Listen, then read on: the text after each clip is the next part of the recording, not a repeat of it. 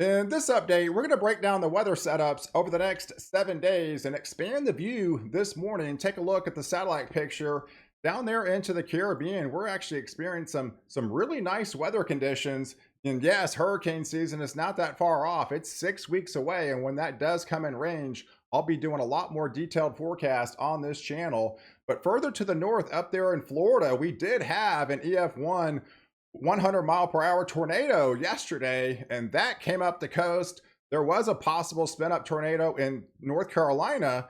Now that system is bringing some heavier rains in and around the Boston region this morning. That spreads into Connecticut, back into portions of Rhode Island, as well as into Maine. And back behind it, we got the wraparound. We are getting in some instability back into western portions of Pennsylvania and also western New York.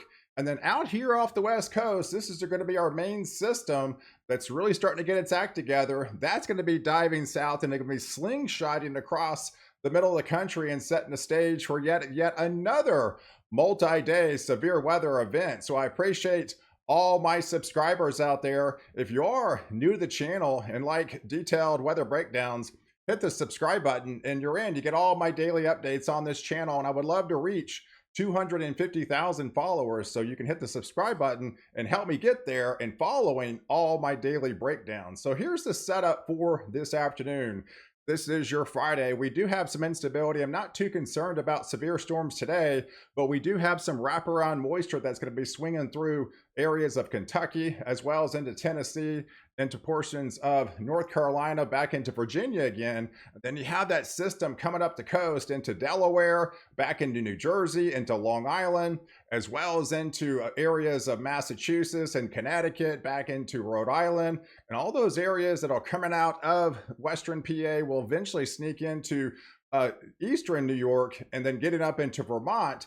And yes, we have a little bit of a rare system, a little bit marginal risk for severe storms up there into the Pacific Northwest, complements of that storm system that's off the coastline.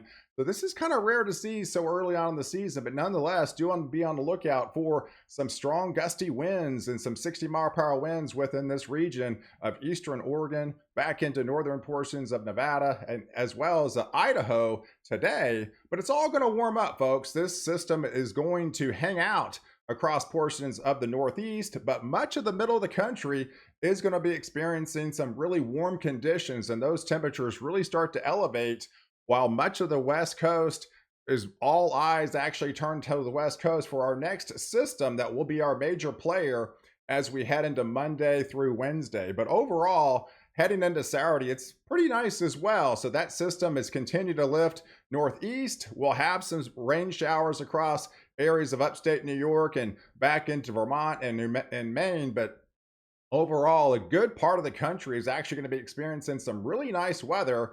And there's the main system out in the West Coast already starting to get its act together that will spread some heavier rains into portions of Oregon, as well as into Northern California and getting into Central California. So we're going to dive deeper into the forecast, but first, a word from my sponsor. Today, we're diving deep into the topic of safeguarding our privacy in this digital whirlwind we call the modern age. That's why I'm stoked to introduce you to a game changer that changed my life, Aura, today's video sponsor. Let's keep it real. Before Aura, I was drowning in those pesky robocalls and my personal information constantly on my mind. It felt like a never-ending game of cat and mouse with privacy threats, then bam, Aura steps in. Aura isn't your average identity theft protection service. Nah, it's a whole new level. The minute I hopped on board, I could finally breathe easy, knowing Aura was on the grind, keeping my family's privacy on lockdown. Every week, they send me a weekly protection summary. And you can see they actually removed one removal just last week, but they sent it out to over 15 plus different brokers. Let me tell you, one of the best things about Aura, it's super easy to use. Everything I need to keep my family's privacy safe, right at my fingertips, from customizable alerts to the rock-solid vault where my information is safely secured and tucked away. Aura's got it all, and let me tell you, the drop-in robocalls is life-changing. Jump on their 2-week free trial and watch your peace of mind skyrocket. Head over to aura.com/pal and let Aura do all the heavy lifting. Trust me, you'll thank yourself. Let's band together against those sneaky online privacy threats, securing a safely digital frontier for all of us and our loved ones. Get locked in with Aura today.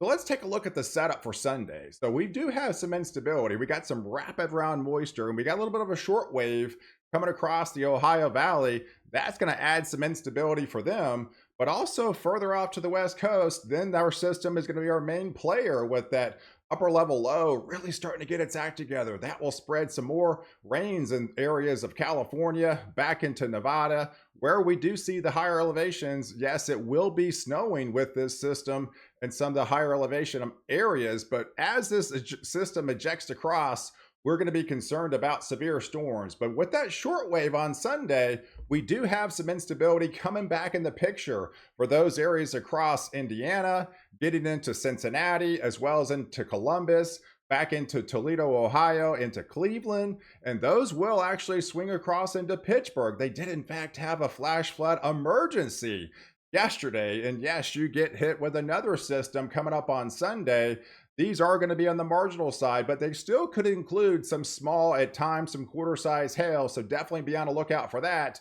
And that will swing across get into portions of Baltimore, as well as into Philadelphia later on into the afternoon. But going into Monday, like I mentioned, we really warm up in a big way. For much of the country, you're going to be experiencing those south winds, and that winds is going to be a warm wind. So these areas are going to really elevate across Kansas, into Missouri, back into Illinois, into Indiana, back into the Dakotas as well, while we're waiting for this other system that's coming off the West Coast.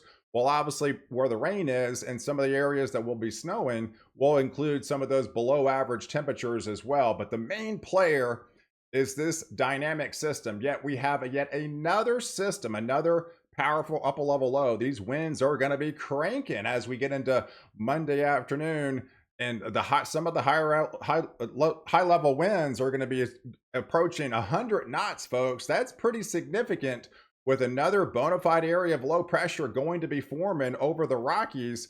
We're going to be concerned because we have a lot more moisture returning, and those elevate dew points lift all the way back into Oklahoma, into Kansas, and they actually surge all the way into Nebraska, folks. And that's to set the stage in the warm sector across Missouri, back into Illinois, as well as into Arkansas, into Louisiana, as well as into Mississippi, even back into Kentucky again, with the main system likely blowing up across the dry line into the Texas Panhandle. Those will fishtail further south, but really concerned about those storms into the Oklahoma region, back into Kansas, as this low pressure center will continue to amplify and deepen. So I think supercell thunderstorms form off the dry line as we get into the heat of the afternoon on Monday afternoon, out there into far west Texas, especially into Oklahoma, as well as into Kansas. And we'll be watching this system as it moves across. And yes, the Storm Prediction Center has already highlighted that enhanced risk for day 4, and definitely concerned about those storms in Oklahoma City. Those include the Wichita Falls region, back into Oklahoma City, the Woodwood region, as well as into Tulsa. Further south, you're going to have to be on the lookout for a little bit of a capping inversion that could suppress the activity down there in Texas, as well as this moves across into the overnight time frame. But it's all going to be upscale growth. So I'm definitely concerned about further north in these areas into Kansas. That will swing into Missouri and back into Iowa as we get deeper into the overnight hours, going into the overnight Monday night and heading into Tuesday. Because look at the winds. I mean, look at these winds that come off. These upper level winds are now going to be screaming at 103, folks. That is pretty significant. This is going to be a powerful storm system that's going to race across, and Tuesday might actually end up being the most significant day on the severe weather front, as we'll have this powerful storm system amplified over Arkansas, back into Missouri. This will actually swing up into Iowa, getting into Illinois, with the tail back here into northeast Texas, and as well as into portions of Louisiana. And look at the low level winds, folks. That is pretty significant, screaming about 60 knots. So you've got winds changing in direction of height that always amplifies the tornado threat. You've got upscale growth, which would be the large hail threat, and the damaging winds. So you definitely have all three modes on the table we got to be concerned about. And right now, and even day 5, folks, there's the risk highlighted by the Storm Prediction Center. I think these areas are going to be a lot more amplified as we get closer, especially into Missouri, back into Illinois, closer to the low pressure center, right where that triple point is, into Iowa. And this actually may even swing as far north as Wisconsin as we get into Tuesday afternoon. But you'll get the tail end of it further south into Arkansas, and especially down there in the Shreveport region and far northeast Texas.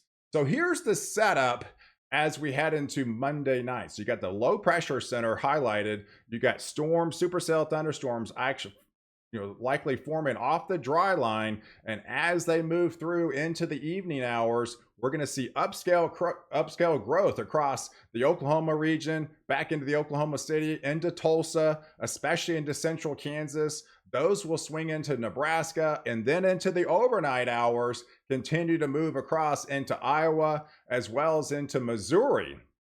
Because by the time we get into Tuesday afternoon, there's where the low pressure likely will be, highlighted over across Nebraska. And to the right of there, you got a lot of upward rising motion air and a lot of significant moisture with the elevated dew points coming out of Arkansas. That will swing into Missouri, but especially there into Illinois. And that will actually eventually head into Indiana as well. So if you take a look, we do have some colder temperatures to talk about, because we are going to have a pretty strong cold front for the middle of April standards. So yes, that is going to be snowing on the backside in the areas of Alberta, Canada, back into Saskatchewan and Manitoba. It's going to be cranking with the snow as the low pressure center will continue to lift up to the northeast. That's going to be ringing out the precipitation across Wisconsin. This will be in your Wednesday afternoon, highlighted over Indiana by then, as well as the storm threat, likely less severe, maybe borderline severe even by then,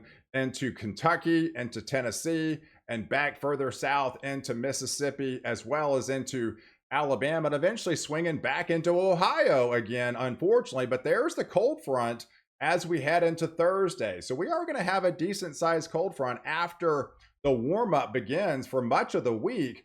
Back behind it, we are going to get renewed lift, and this likely won't be severe. If it does, it's going to be borderline severe across Illinois, across southeastern portions of Missouri, back into Arkansas, and getting back into portions of Louisiana. What's a little bit of snow wrapping out back on the backside in North Dakota. But you look at the breakdown over the next 6 days. So it's pretty active, folks. We're in the heart of severe weather season. So here's the setup on Sunday with the first wraparound system that's going to come across Illinois, Indiana, Ohio, and back into Pennsylvania again, further south into portions of West Virginia.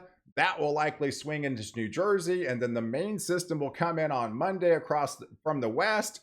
Those will amplify off the dry line, mainly highlighted over Oklahoma, back into Kansas, and getting further to the triple point up there into Nebraska. Those will race across. And then we have upscale growth, folks. Upscale growth really amplifies this system as we head further into Tuesday. We got a lot deeper low-level shear.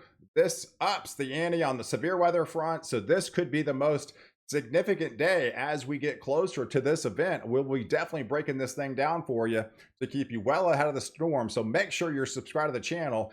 So yes, definitely concerned about supercell thunderstorms with all three modes, possible tornadoes, very large hail, and the damaging wind threat highlighted over Missouri, back into Illinois, as well as into Iowa as we head into Tuesday, and then further south as we go into Wednesday.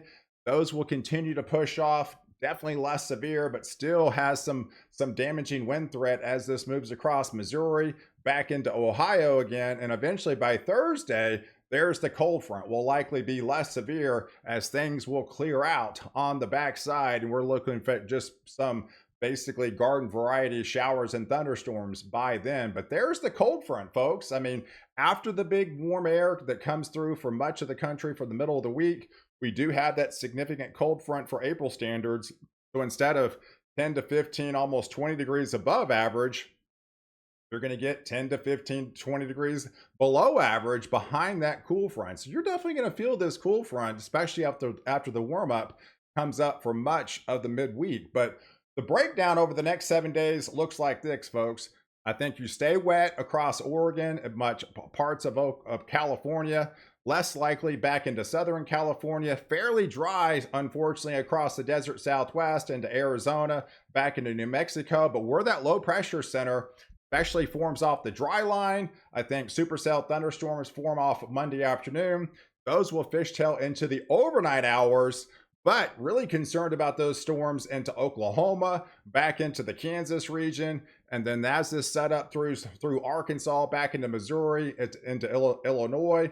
And as this low pressure center starts to wind itself down, it will expand. And when it does, that will elevate the rain showers across the Dakotas, into Minnesota, as well as into Wisconsin. And then further south, those rains move into Kentucky, back into Illinois, Indiana, as well as into Ohio. Notice the dry slot further south to the southeast. You take a respite, I think, from this system, but it's the instability further north across Ohio, Pennsylvania, and upstate New York with the additional heavier rains over the next 7 days. So guys, I appreciate you guys watching. Do like this video, definitely hit the subscribe button, and catch my next update where I protect you before and after the storm.